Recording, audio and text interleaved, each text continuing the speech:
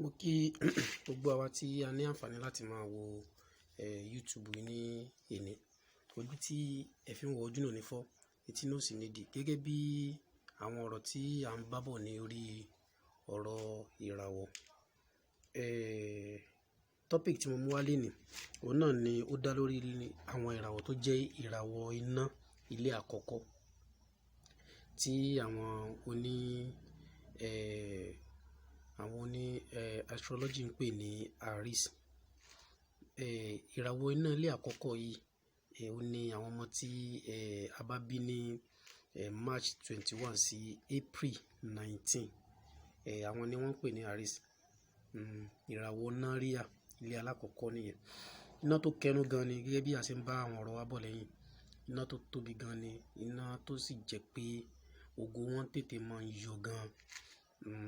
Iná tó ní agbára ni, àmọ́ látara ṣìnà ṣíṣe, arílẹ̀ yìí abasùn, arílẹ̀ yìí afàyàkóláyà. Níjọ́ tí wọ́n bá lọ pàdé ọmọ omi tó ní agbára, ṣé ẹ mọ̀ pé bí omi ṣe ń pa iná, bẹ́ẹ̀ náà ni ìyẹ̀pẹ̀ náà ń pa iná. Níjọ́ tí wọ́n bá lọ pàdé omi tàbí ìràwọ̀ ìyẹ̀pẹ̀ tí ò bá ti wọn mu, tí wọ́n bá ti ń bá wọn ní àjọṣepọ̀, yóò mọ̀ pa iná wọn yẹn díẹ̀díẹ̀ ni.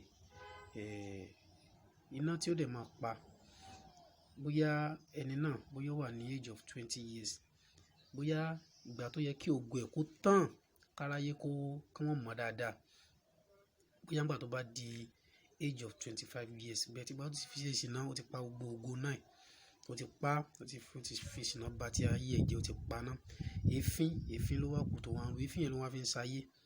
Ìgbà míì a máa rò pé bóyá ayé ló ń da òun láàmú, kò mọ̀ pé òun gan ló ń da ara òun láàmú. Ṣé rí irú àwọn ìràwọ̀ bẹ́ẹ̀ tí wọ́n bá pàdé àwọn obìnrin kan, pàápàá jùlọ àwọn ìràwọ̀ atẹ́gùn. Ìràwọ̀ atẹ́gùn náà pé mẹ́ta o. Ìràwọ̀ atẹ́gùn náà òun náà pé mẹ́ta. Olúkálùkù ní agbára jù ra wọn lọ. Ó wá lójú ìràwọ̀ atẹ́gùn tó náà bá pàdé. Kódà tó bá jẹ́ irú condition bẹ́ẹ̀, ó wà bẹ́ẹ̀ tó yẹ pé ó ti ṣe ránu, ó ti ba ọ̀rọ̀ ara ẹ̀ jẹ́. Tí ó bá pàdé ìràwọ̀ atẹ́gùn tí mo ń sọ yìí, á boost ẹ̀ padà. Ṣé you understand? Á boost ògo ẹ̀ padà. Ẹ̀ṣẹ̀ wá rí àwọn nǹkan kan náà tó wà pẹ̀lú ìràwọ̀ tán jẹ́ ìràwọ̀ Aries, tán jẹ́ ìràwọ̀ iná alákọ̀ọ́kọ́. Gẹ́gẹ́ bí mo ṣe sọ pé ọmọ tí a bá bí ní March 21 sí April 19, àwọn ni Aries. Ṣé rí kíní kan tó wà pẹ̀lú wọn tó yẹ kí wọ́n máa kíyèsí? Ṣé rí kíní nǹkan náà? Òun náà ni ọwọ́ sábà máa ń pọ̀ lára wọn.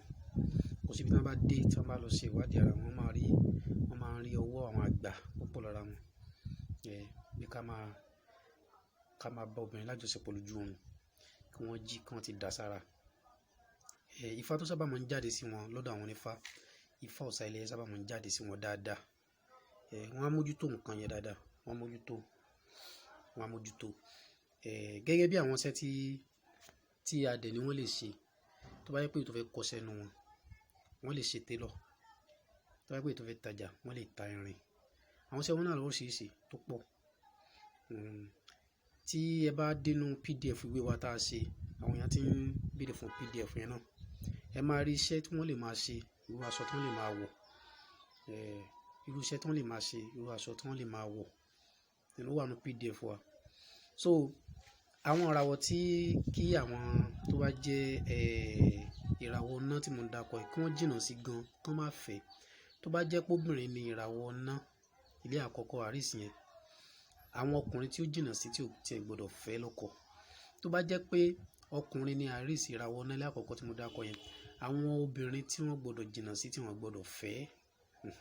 Ṣé rí gbogbo obìnrin tí ó bá ti jẹ́ Aries, the same month tí wọ́n bí ẹ, tàbí tí wọ́n bá wà nínú ọ̀kan nínú ọmọ tí a bí ní March 21 sí April 19, àwọn ni wọ́n ń pè ní Aries. Tó bá ti bá ọmọ kankan pàdé tó jẹ́ ọkùnrin tàbí obìnrin tó fẹ́ bí ọkọ tàbí aya, tó bá ti fall sí the same month yẹn, dákun jìnnà sí o. Torí happiness in marriage yẹn bad ni. Compatibility of success bad lọ́nà. Ẹ máa jà ni. Torí ẹ̀ nígbà fúnra yín o. Ìjà máa wáyé. Wọ́n ní tí irin méjì bá kanra wọn, ìkan á tẹ̀. Ẹni fẹ́ gbà fúnra yín. Àwọn argument kan máa wáyé. Ṣé you understand? Àmọ́ nǹkan tí mo kàn lè sọ nípa ẹ̀yin méjèèjì ni pé ìtọ́jú ọmọ yín mo máa wà òkè, àmọ́ ká máa jà lénìí jà lọ́la nù lé, kéèyàn má mọ̀ ọ̀rọ̀ mu sẹ́nu. Ó wà fún tẹ́ bá fẹ́ irú ara yín sílé, àkọ́kọ́ nìyẹn. Ìràwọ̀ Aries náà wọ́n gbọ́dọ̀ ṣọ́ra fún gbogbo ọmọ tó bá ti jẹ́ Taurus, ìràwọ̀ yẹ̀pẹ̀lẹ́ alákọ̀ọ́kọ́ lò náà. Ọmọ tá bá bí ní April 20 sí May 20, tá bá bí ní April 20 sí May 20, ẹ jìnnà sí, ẹ lè fẹ́ra yín, torí pé tí ẹ bá fẹ́ra yín, the same thing tó ń ṣẹlẹ̀ sí irú ọmọ tí o fẹ́, òun náà ni ó máa ṣẹlẹ̀. Ṣe rí dára tó ń sọ nípa àwọn ọmọ tó ń pè ní Figo nínú ìràwọ̀ ilẹ̀ ẹlẹ́ẹ̀kẹta nìyẹn, ilẹ̀ ẹlẹ́ẹ̀kẹta, yes, ìràwọ̀ ẹlẹ́ẹ̀kẹta, ìràwọ̀ ìrùpẹ̀ ẹlẹ́ẹ̀kẹta, ọmọ tá bí ní August 23 sí September 22. Ẹ jìnnà sáwọn náà, wọ́n pọ̀ bẹ́ẹ̀ tẹ́ lè jìnnà sí, bẹ́ẹ̀ tẹ́ tá lè mẹ́nu bà nìyẹn.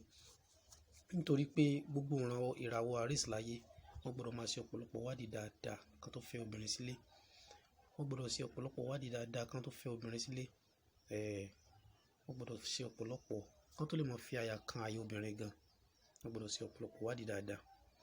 So òun ló jẹ́ kí a ṣe ètò àgbékalẹ̀ PDF yẹn tí a bá wà lórí WhatsApp, tá bá ní email address, a lè forward PDF yẹn sí yín, so nọ́mbà tí ẹ máa fi WhatsApp tẹ́ bá ní di PDF yẹn náà ni ó ń display lójú screen yìí.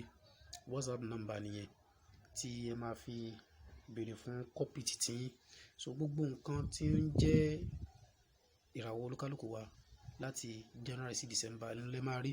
Nǹkan tẹ́ máa ṣọ́ra fún, nǹkan tí ẹ máa jẹ́ kó, nǹkan tẹ́ máa like jù nínú live yín àti nǹkan tẹ́ máa sá fún. So gbogbo ẹ̀ ni yóò wà ń bẹ̀. So Ọlọ́run bá ò ní dá wa láàmú. So ọ̀rọ̀ jù bẹ́ẹ̀ lọ lórí ìràwọ̀ ti tòní.